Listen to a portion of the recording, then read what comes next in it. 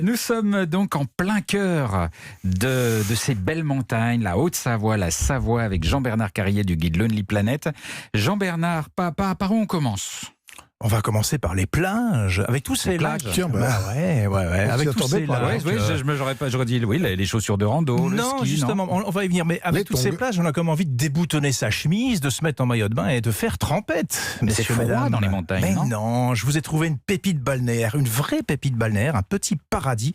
Alors, c'est pas du côté du lac d'Annecy, c'est pas du côté du Bourget, c'est pas Aiguebelette non plus, c'est du côté du lac Léman. On n'en a pas parlé de ce fameux lac Léman. Il est magnifique, ce lac, il est je magnifique. l'adore, ouais. Alors, il a un problème, c'est qu'il y a très peu d'espace où se baigner, sauf un, ça s'appelle Aix-Sénévé. C'est une vraie plage, à côté de ce village d'Aix-Sénévé, une vraie plage avec un beau sable doré, en pente douce, idéal pour les familles. Côté français, on est Côté d'accord. français, on est vraiment côté français, on est dans le 74, tout au nord du 74. Alors comme c'est pas très profond, l'eau se réchauffe facilement. J'ai appelé mes amis ce matin, l'eau était à 21 degrés. Alors je sais que pour Olivier Pouls, lui, il faut une température tropicale type Seychelles. En dessous de 29, il se baigne pas.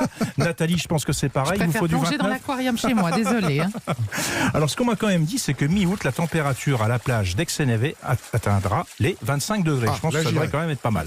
Ils sont pas un peu marseillais dans le coin, 25 degrés, le lac Léman. 25 degrés, c'est vraiment une plage super. C'est un petit paradis, je vous l'ai dit. Alors, on n'est pas là que pour la bronzette. On peut aussi faire des activités. Moi, j'ai fait du stand-up paddle, par exemple. On peut faire du kayak, de l'aviron, du pédalo, du beach volley. Franchement, c'est un coin super sympa. Donc, notez bien cette petite pépite au bord du lac Léman. C'est la seule plage de sable doré dans le secteur. Alors, quand on pense aux Alpes, évidemment, on pense un peu au sport et aux activités. Il y en a une qui vous plaît particulièrement ? Oui, mais c'est pas la randonnée. Vous n'avez pas l'impression qu'en ce moment, il manque un peu quelque chose en France, non ? Qui est associé aux Alpes. Ça. Eh ben voilà. L'ambiance des Alpes, le mythique Tour de France. Le Tour de France adore les Alpes et les Alpes le lui rendent bien évidemment.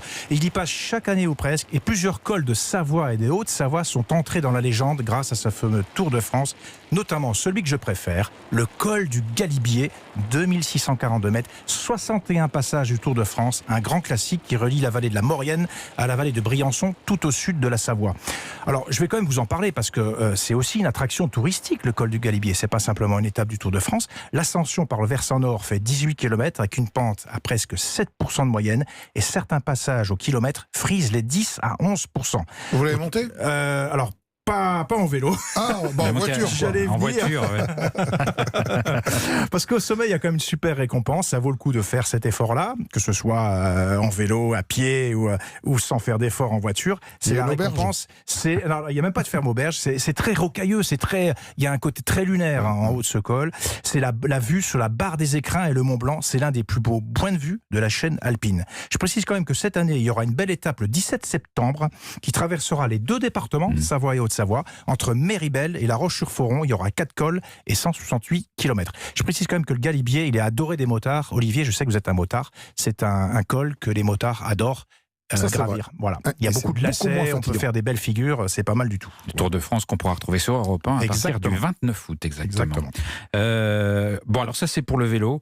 Moi quand je vois les touristes monter, ou les cyclistes plutôt monter les cols comme ça, là, je sais pas ce qui les motive, je trouve que c'est une torture épouvantable. Mais c'est une jouissance, c'est une jubilation. Une jouissance.